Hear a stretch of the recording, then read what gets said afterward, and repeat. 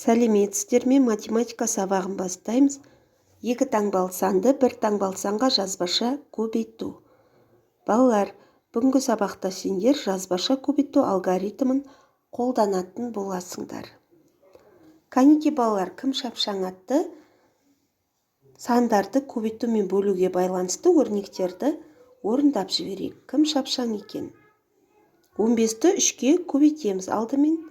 Яғни бұл жерде көбейтуді қосумен алмастыруға болады. 15 қосу 15 қосу 15.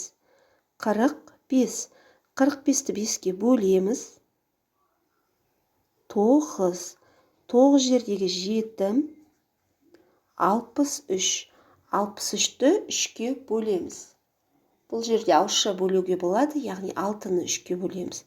2, 3-ті 3-ке бөлеміз.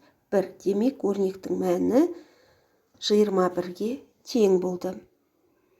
Кәнеки балалар, кеше біз таныс болдық, екі таңбалы санды бір таңбалы санға жазбаша көбейту. Қайталап жіберейік. 45-ті көбейтуіміз керек 2-ге. Бағандап біз осылайша жазамыз. Көбейту таңбасын осылайша қоямыз және астын сызамыз. Алдымен бірліктерін көбейтемін. 2 жердегі 5-ім 10. 10 деген санның бірлігін жазамын. 0-ды жазамын, ал 1-і ойда, 1 ондығы ойда. 2 жердегі 4-ім 8, ойдағы 1-ді қосып жіберем. 9. Өрнектің мәні 90-ға тең болды.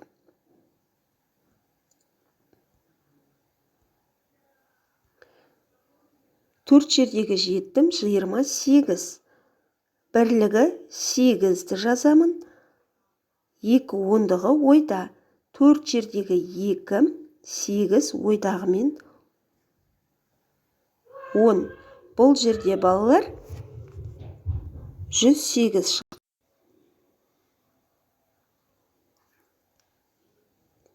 59-ды кәнеки балалар 7-ге көбейтейік.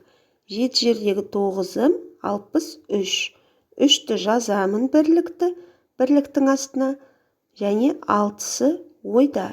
7 жердегі 5-ім 35. 35-ке 6-ны қосамыз. 41. Мінеке, ешқандай қиындығы жоқ балалар. Балалар, кәнеки ауызша тапсырма орындап жіберейік. 51-ші беттегі номері 1-ші тапсырма.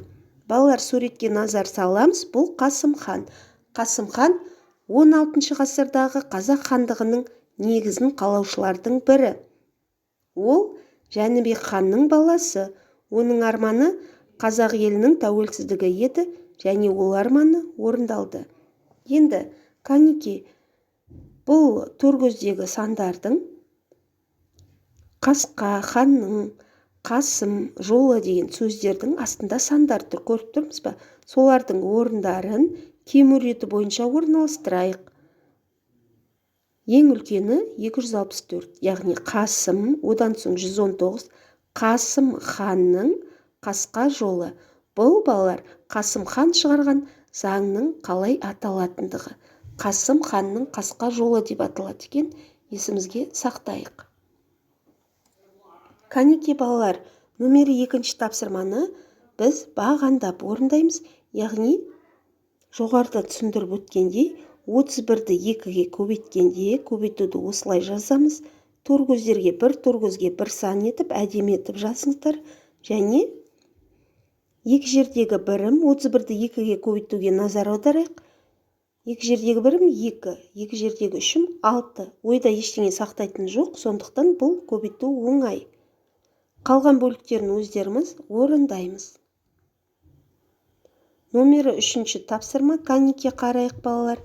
Бұл жерде амалдардың орындалу тәртібін анықта деді, және оны баған түрінде есепте деді. Біз бұл жерде тек қана бірінші бағанды орындаймыз. Яғни мен бірінші есебін сіздерге көрсетіп қоямын. Қараймыз. Бұл жерде балалар 1000 азайту 425 азайту 403 көбейту 4 тең. Енді орындау тәсілін үйретейін. Алдымен біз жақшаның ішін орындаймыз. Бұл бірінші амал. Бірінші амалды мінеке баған түрінде орында дегендіктен бағандап орындадық. Енді 22 шықты айырма. Сол 22-ні 4-ке көбейтеміз. 88 шықты. Ал одан соң 1000-нан азайту керек 88-ді 912 шықты. Мына жерге азайту таңбасын қойып жіберіңіздер. Енді екінші тапсырмада біз 21-ді 4-ке көбейтіп аламыз. Бұл бірінші амал. Неге көрдік па? Өз бетімізбен орындаймыз. Қосындының мәнін қарындашпен мына жерге жазамыз. Одан соң 520-ға 21 мен 4-тің көбейтіндісін қосамыз мына жерге. Баған түрінде жазып. Ал одан соң үшінші амалда сол қосындыға шыққан санға 136-ны қосамыз мына жерге. Міне сонда шыққан өрнектің мәнін теңіне жазамыз. Неге бұл балалар амалдарды орындау. Баған түрінде орындау. Балалар, есепті теңдеудің көмегімен шығаруымыз керек. А бөлігін ғана алайық. Қазақ халқының тарихы туралы фильмді 900 адам көрді. Оның 325-і ересектер, қалғаны балалар. Фильмді қанша бала көрді? X бұл балалардың саны дейік. Кәнеке, ол үшін есептің шартын құрайық. Ересектер 325, балаларды X деп белгілейміз. Барлығы 900. Яғни 325 ересектерге қосамыз балалар X-ті тең 900. Бұл қарапайым теңдеуді барлығымыз шығара аламыз. Сондықтан өз бетімізбен шығарып, теңдеудің түбірін жауабына жазамыз. Фильмді сонда қанша бала көргендігі белгілі болады. Өте оңай. Ал енді бұл өзіндік жұмыс. Бұл жерде сызбаны пайдалана отырып, 3 амалмен шығарылатын есептер құрастыр. Есептердің бірін шығар деді. Құлын, табын, жылқы сөздерін пайдалануымыз керек. Яғни, құлын қанша, табын одан қанша кем немесе қанша артық. Сонда барлығы қанша деген сияқты 3 амалмен шығатын есеп құрастырамыз. Ал енді төменде қараймыз. Қасымхан жылқыны ерекше жақсы көрген және білгір сыншы болған екен. Бұны да біз есімізге сақтаймыз. Бұл ауызша тапсырманы өз бетіңізбен орындай қойыңыздар. Номері 6-шы тапсырмада кестедегі санды деректерді пайдалана отырып, бір амалмен орындалатын есептер құрастыр. Яғни, біз санның құнын табу үшін бағасын санына көбейтеміз, солай ма? Енді бірінші үлгіге мен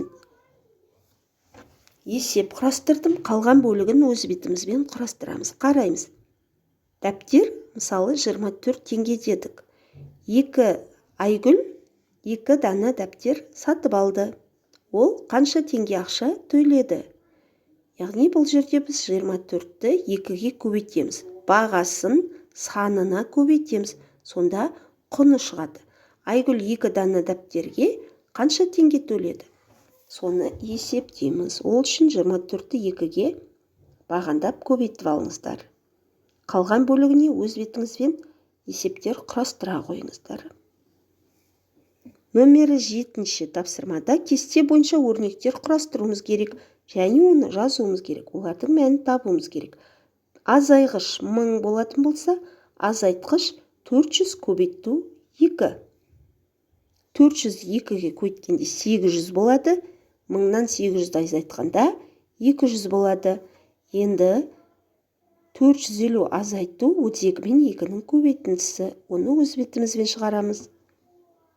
Және 300 бен 2-нің көбейтіндісінен азайтамыз 24 бен 2-нің көбейтіндісін. Оны да өз бетімізбен шығарамыз. Балалар, үйге тапсырма номері 8-ші есептің А бөлігін алсаңыздар болады. Бұл жерде бағандап көбейтесіздер. Кім қосымша есеп шығарғысы келсе, 8-ші есептің А бөлігінде шығара қойсын. Бүгінгі сабағымыз аяқталды. Жарайсыңдар, сау болыңыздар.